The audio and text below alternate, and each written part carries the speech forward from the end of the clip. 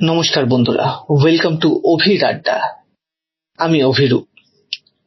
আগের দিন আমি বলেছিলাম যে এই সপ্তাহে সত্যজিৎ রায়ের জন্মবার্ষিকী উপলক্ষে আমরা তার লেখা দুটি গল্প উপস্থাপন করব। আগের দিনে আমরা কাকতাড়ুয়া উপস্থাপন করেছিলাম। যারা এখনো শোনোনি তারা শুনে নিও আর কমেন্টে জানিও কেমন লাগলো। নতুন বন্ধুরা যারা শুনছো তারা আমাদের চ্যানেলটিকে প্লিজ সাবস্ক্রাইব করে দাও আর অবশ্যই জানিও কেমন লাগলো গল্পটি। এখন শুরু হচ্ছে ভারতবর্ষ তথা বিশ্ব চলচ্চিত্রের অন্যতম উজ্জ্বল নক্ষত্র সত্যজিৎ রায়ের লেখা লোডশেডিং। ফণীবাবু তার গন্তব্যস্থলে পৌঁছানোর কিছুক্ষণ আগেই আজ করলেন যে তার পাড়ায় লোডশেডিং হয়ে গেছে। আজ আপিসের ওভারটাইম করে বেরুতে বেরুতে হয়ে গেছে 8:15। ডালহৌসি থেকে বাসে তার পাড়ায় পৌঁছতে লাগে 35 মিনিট। কতক্ষণ হলো বিজলি গেছে জানার উপায় নেই, তবে একবার গেলে ঘন্টা চারেকের আগে আসে না। ফণীবাবু বাস থেকে নেমে রাস্তা পেরিয়ে তার বাড়ির গলি ধরলেন। এসি ডিসি দুটোই গেছে, অথচ এই সেদিনও মনে হয়েছে যে অবস্থাটা যেন একটু ভালোর দিকে যাচ্ছে। নবীন চাকর কালী যখন বলল, আর 1 ডজন মোমবাতি কিনে রাখবো বাবু, তখন ফণীবাবু বললেন, মোমবাতি কিনলেই দেখবি আবার লোডশেডিং শুরু হয়েছে, এখন থাক। তার মানে বাড়িতে মোমবাতি নেই। রাস্তার আলো থাকলে তার খানিকটা তার 3 তলার ঘরে ঢুকে চলাফেরার একটু সুবিধে হয়। আজ তাও হবে না। ফণীবাবু বিড়ি সিগারেট খান না, তাই সঙ্গে দেশলাইও থাকে না। অনেকদিন মনে হয়েছে একটা টর্চ রাখলে মন্দ হয় না, কিন্তু সেও করব করে হয়ে ওঠেনি। বড় রাস্তা থেকে গলি ধরে মিনিট 3 গেলে পরে ফণীবাবুর বাসস্থান 17-2। ফুটপাতের ওপর শোয়া গোটা 3 নেড়িকুত্তার বাচ্চাকে বাঁচিয়ে ফণীবাবু তার বাড়ির সদর দরজা দিয়ে ভেতরে ঢুকলেন। মাসখানেক হলো কারবালা ট্যাঙ্ক রোডের বাসা ছেড়ে এখানে এসেছেন ফণীবাবু, তিনি আর চাকর নবীন। বাড়ির প্রত্যেক তলায় 2টো করে ফ্ল্যাট। সিঁড়ির দিকে এগোতে এগোতে ফণীবাবু লক্ষ্য করলেন একতলায় স্কুল মাস্টার জ্ঞান দত্তর ঘর থেকে একটা কম্পমান হলদে আলো পড়ছে বারান্দা আর উঠানে, মোমবাতির আলো।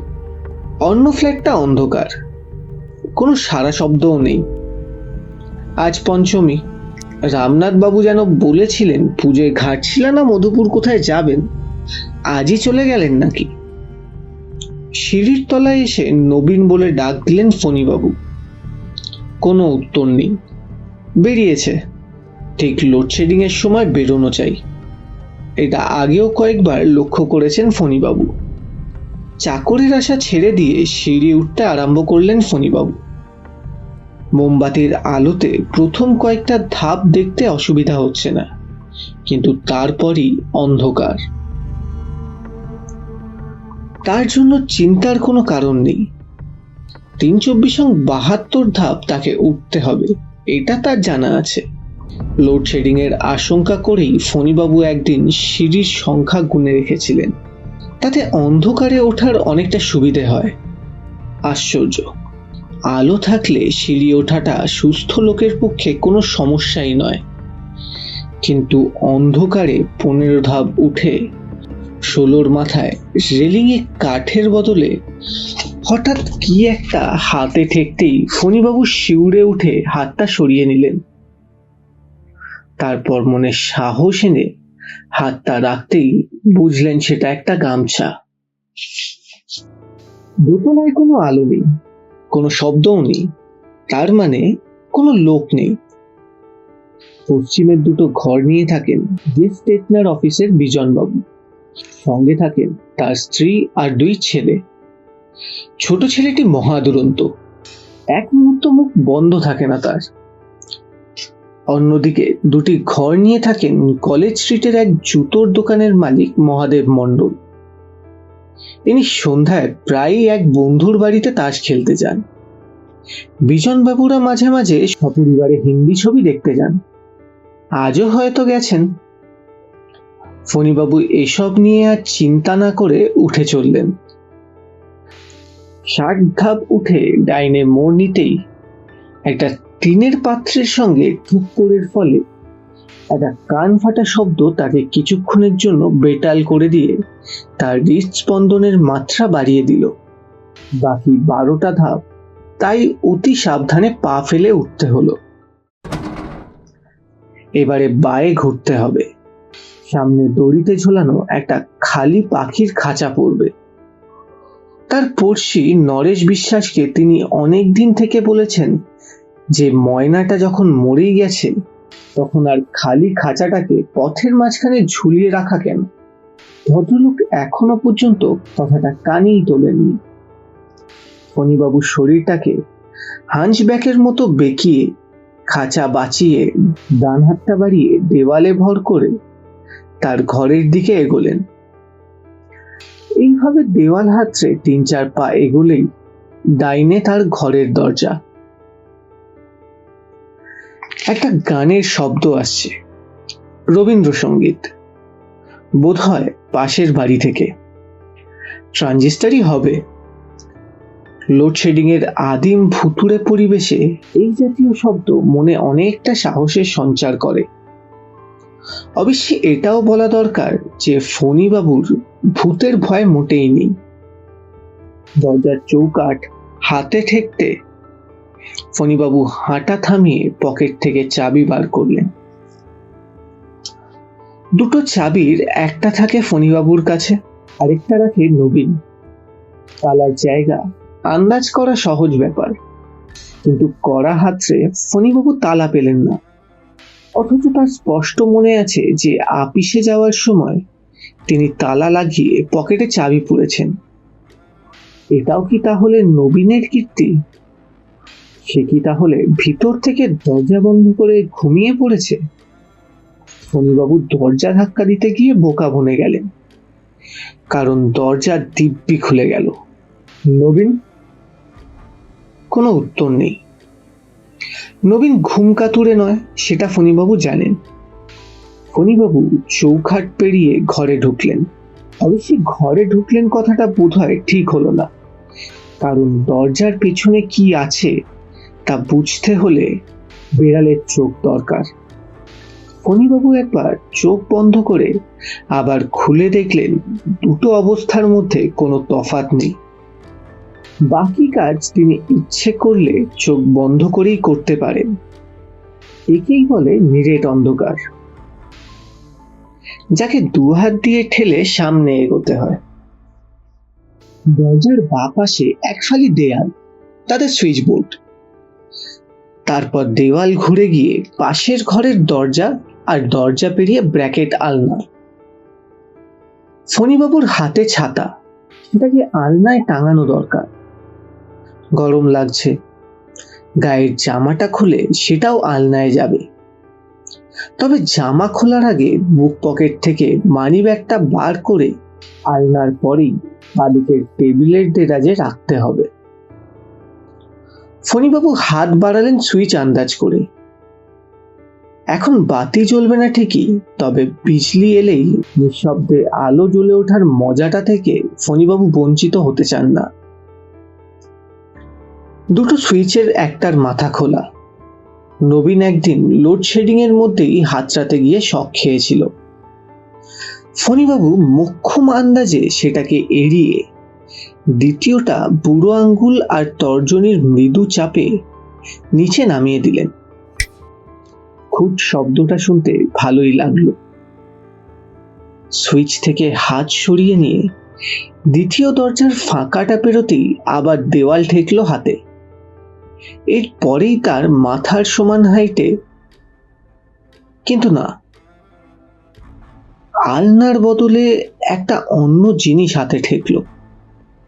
শুধু ঠেকলো না, আঙ্গুলের একটা বেআন্দাজি খোঁচা লাগায় সেটা স্থানচ্যুত হয়ে মাটিতে পড়ে ভেঙে চুরমার হয়ে গেল।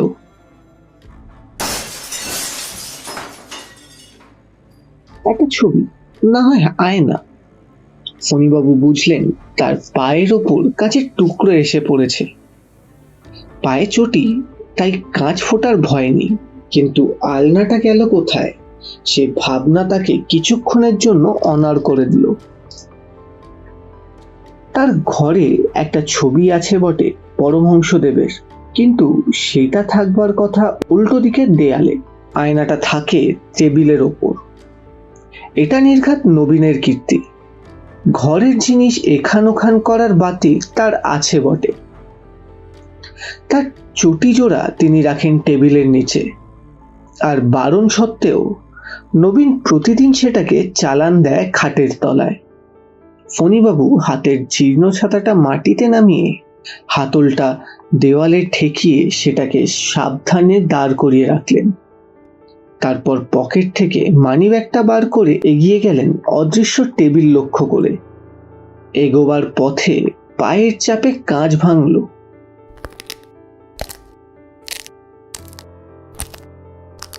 এবং বাঁ হাতটা টেবিলের কোণে ঠেকালেই দেরাজের হাতল খুঁজে পাওয়া সহজ ব্যাপার, কিন্তু বাঁ হাত টেবিলে ঠেকলো না। আন্দাজে ভুল হয়েছে। আরো এক পা এগিয়ে গেলেন ফণীবাবু। অন্ধকার এখনো নিরেট। রাস্তার দিকে জানলাটা খুললে হয়তো খানিকটা সুবিধে হতো। এবার বাঁ হাতটা বাধা পেল। একটা আসবাব, কাঠের আসবাব, কিন্তু টেবিল নয়। আলমারি কি? হ্যাঁ, এই তো হাতল, খাড়াখাড়ি হাতল, কাঁচের হাতল, পলকাটা, কাঠ গ্লাস, যেমন অনেক পুরনো আলমারিতে থাকে। ফণীবাবুর একটা পুরনো আলমারি আছে বটে, কিন্তু তার হাতল কাঁচের কিনা সেটা মনে পড়ল না। কিন্তু এ কি, আলমারি যে খোলা! ফণীবাবু হাতলটা ছেড়ে দিলেন। অল্প টান দিতেই দরজা খুলে এসেছে। সব যেন কেমন গোলমাল হয়ে যাচ্ছে। তার আলমারি স্বভাবতই তিনি কখনো খোলা রেখে যান না। যদিও ধন দৌলত বলতে তার কিছুই নেই, কিন্তু জামা কাপড় আছে, কিছু পুরনো দলিল আছে, টাকা পয়সা যা কিছু থাকে আলমারির দেরাজে। আজ সকালে কি তাহলে চাবি দিতে ভুলে গেছেন ফণীবাবু? কিন্তু টেবিলটা কোথায় গেল? তাহলে কি? ঠিক তাই হবে। কারণটা খুঁজে পেয়েছেন ফণীবাবু। গতকাল ছিল রবিবার। দুপুরে এলো তুমুল বৃষ্টি। আর তখনই ফণীবাবু দেখলেন যে তার ঘরের সিলিং থেকে ফোঁটা ফোঁটা জল পড়ছে ঘরের ভিতর।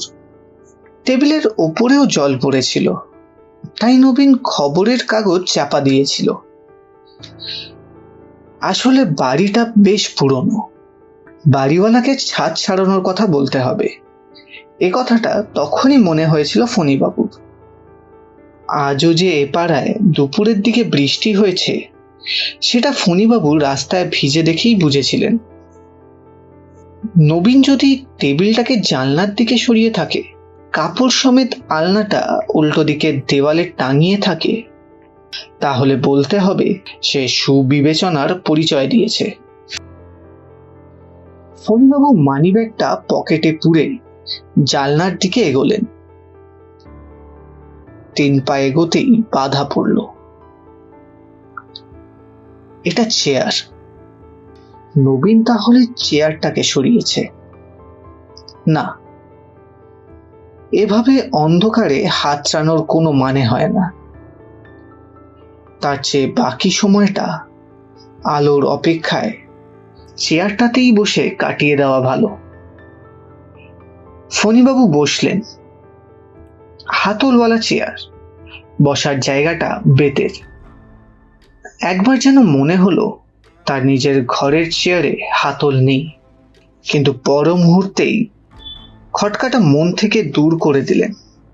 মানুষ নিজের ঘরের আসবাবের খুঁটিনাটি সবসময় মনে রাখে না।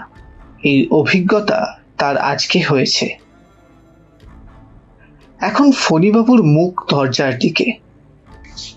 বাইরে ছোট ছাদটার ওদিকে একটা ফিকে চতুষ্কোণ আভা। ফণীবাবু বুঝলেন সেটা আকাশ। শহরের যে অংশে লোডশেডিং নেই সেখানকার আলো প্রতিফলিত হয়ে আকাশে পড়ছে।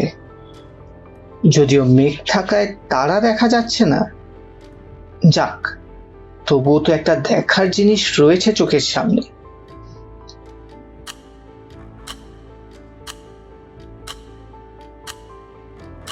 একটা টিকটিক শব্দ সম্বন্ধে সচেতন হয়ে যে মুহূর্তে ফণীবাবুর খেয়াল হলো যে তার ঘরে কোনো টেবিল ঘড়ি নেই, ঠিক সেই মুহূর্তেই একটা কান ফাটা শব্দ তাকে চমকিয়ে প্রায় চেয়ার থেকে ফেলে দিল।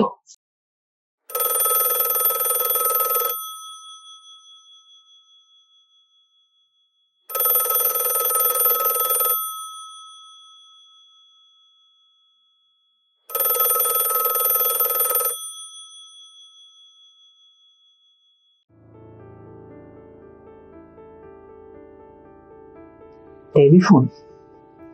তার মাথার ঠিক পেছনে টেবিলের ওপর টেলিফোন বেজে উঠেছে। নিঃশব্দ অন্ধকারে প্রায় 1 মিনিট ধরে একটা তুমুল আলোড়ন তুলে অবশেষে টেলিফোনটা থামল। এইবার ফণীবাবু বুঝলেন যে তিনি তার নিজের ঘরে আসেননি, কারণ তার টেলিফোন নেই। আর এই উপলব্ধির সঙ্গে সঙ্গেই তার কাছে আসল ব্যাপারটা পরিষ্কার হয়ে গেল। 17-2 আর 17-3 হলো পাশাপাশি বাড়ি, একই ধাঁচের দুটো বাড়ি। দুটো বাড়ি 3 তলা, দুটো বাড়িরই একই বাড়িওয়ালা। 17-3-এ ফণীবাবু কোনোদিনও ঢোকেননি, কিন্তু আজ বোঝাই যাচ্ছে যে দুটো বাড়ির প্ল্যানই প্রায় হুবহু এক। তিনি এখন বসে আছেন 17-3-এর 3 তলার পশ্চিমের ঘরে। সেই ঘরের আলো এখন নেই, কিন্তু ঘরের দরজা খোলা, আলমারি খোলা।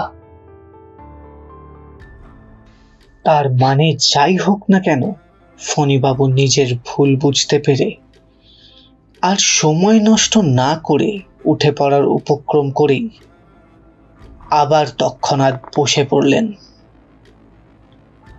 আরেকটা শব্দ।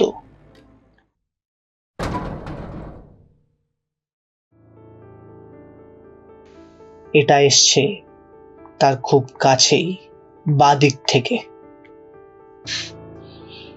মেঝের ওপর একটা টিনের বাক্স জাতীয় কিছু ঘষ্টানোর শব্দ। ফণীবাবু বুঝলেন যে তার গলা শুকিয়ে আসছে আর তার বুকের ভেতরে দুর্মুষ পেটা শুরু হয়েছে।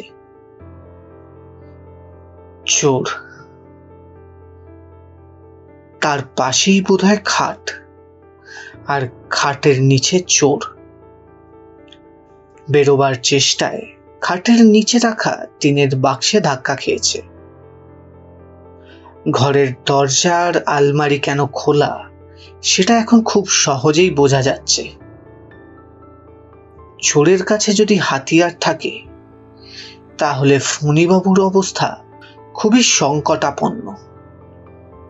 তার নিজের একমাত্র হাতিয়ার ছাতাটি এখন নাগালের বাইরে।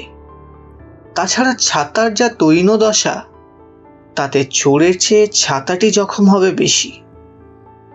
চোর অবশ্যই আবার চুপ মেরে গেছে, কারণ টিনের বাক্সের শব্দ তুলে নিজের উপস্থিতিটা জানান দেওয়ার অভিপ্রায় তার নিশ্চয়ই ছিল না। ফলে সে হয়তো কিঞ্চিত আড়ষ্ট।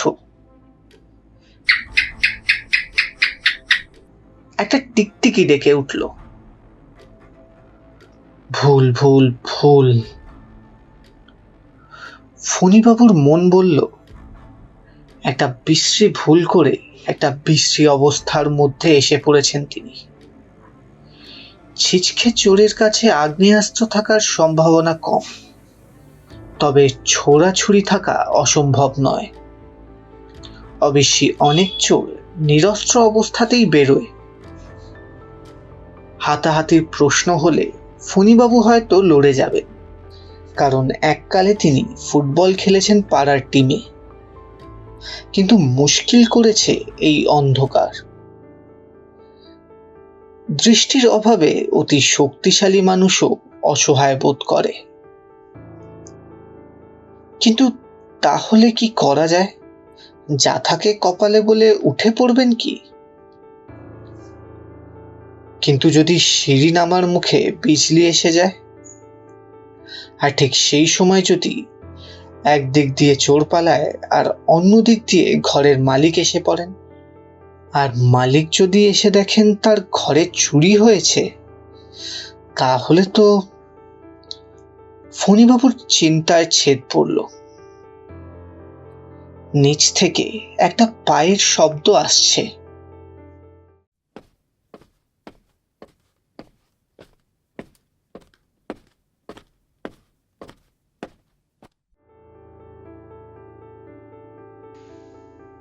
এই সিঁড়ি ওঠা শুরু হলো।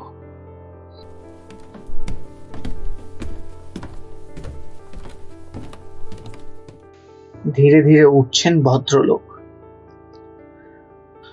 ওঠার মেজাজ আর পায়ের শব্দ থেকে পুরুষ বলে বুঝতে অসুবিধা হলো না। 48 ধাপ অব্দি গুনে 49-এর মাথায় ফণীবাবুর ধারণা বদ্ধমূল হলো যে এই ঘরেরই মালিক আসছেন সিঁড়ি উঠে। আর সেই সঙ্গে হঠাৎ ভেলকির মতন মনে পড়ে গেল, এই ঘরের মালিককে তো ফণীবাবু চেনেন। এতক্ষণ খেয়াল হয়নি কেন? শেয়ারের ট্যাক্সিতে একবার ডালহাউসি অব্দি গিয়েছিলেন ভদ্রলোকের সঙ্গে। কোনো কারণে বাস বন্ধ ছিল সেদিন। ভদ্রলোক নিজেই নিজের পরিচয় দিয়েছিলেন। নাম আদিনাথ সান্যাল, বছর 50 বয়স, জাদ্রেল চেহারা, টকটকে রং, গায়ে ফিনফিনে আদ্যির পাঞ্জাবি, ঘন ভুরুর নিচে তীক্ষ্ণ সবজেটে চোখ।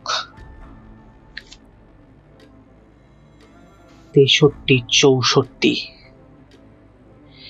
পায়ের শব্দ এখন জোরালো।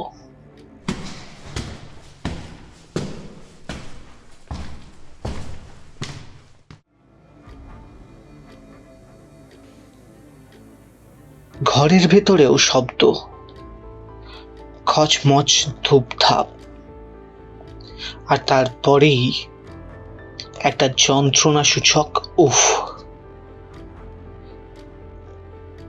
পায়ে কাঁচ বিঁধেছে। চোরের শাস্তি। বাইরে আকাশের ফিকে আলোটা এক মুহূর্তের জন্য ঢেকে গিয়ে আবার দেখা গেল। চোর ঘুরেছে ডান দিকে। পাইপটা বেয়ে নামা ছাড়া আর গতি নেই তার।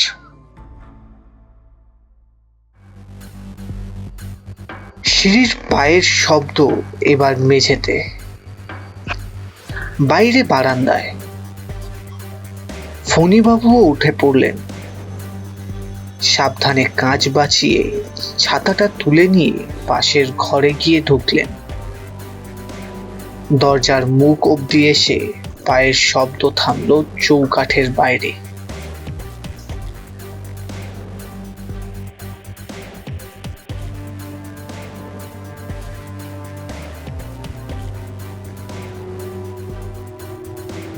কয়েক মুহূর্তের নিস্তব্ধতা, তারপর একই দরজাটা। আদিনাথ সান্যালের বাজখাই কণ্ঠস্বর। অনেক গল্প করেছিলেন সেদিন ট্যাক্সিতে, তাই ফণীবাবু গলাটা ভোলেননি। আরো মনে পড়েছে ফণীবাবুর, তার পাশের ঘরের নরেন বিশ্বাস বলেছিলেন একটা কথা, সান্যাল মশাই নাকি অগাধ টাকার মালিক। কলকাতায় 3খানা বাড়ি, সব ভাড়া দিয়ে নিজে এখানে থাকেন। উপার্জনের রাস্তাগুলো নাকি সিধে নয়, আলমারিতে নাকি অনেক কালো টাকা। সান্যাল মশাই এখন ঘরের ভিতর।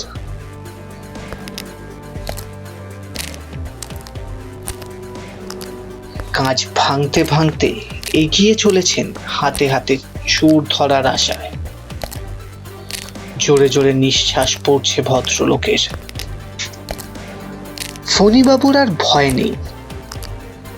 আদিনাথ সান্যালের পেছন দিয়ে ঘর থেকে বেরিয়ে নিঃশব্দে ৭২টা সিঁড়ি নেমে রাস্তায় বেরিয়ে পড়ে ১৭-২-এর দিকে রওনা দিলেন।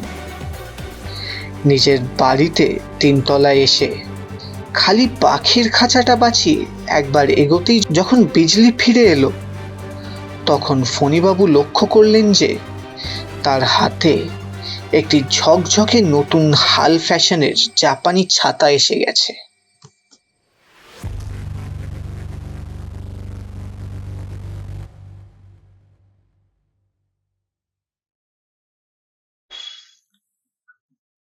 এতক্ষণ শুনছিলে সত্যজিৎ রায়ের লেখা লোডশেডিং। কেমন লাগলো গল্পটি সেটা অবশ্যই আমাদের কমেন্টে জানিও। আর যারা এখনো সাবস্ক্রাইব করোনি তারা অবশ্যই সাবস্ক্রাইব করে দিও আমাদের চ্যানেলটিকে। দেখা হচ্ছে পরের গল্পে। শুভরাত্রি।